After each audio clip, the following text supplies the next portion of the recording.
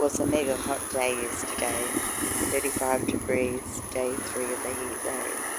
So I headed to my local beach. This is the beach where I grew up. I remember in high school we had to read Jonathan Livingston's Seagull, and I've never really looked at seagulls the same. Anyhow, this guide had enough yesterday. He was hot. He just wanted out. Leave me alone. Staring me down, not moving an inch. I thought it was kind of funny. Hope you do too.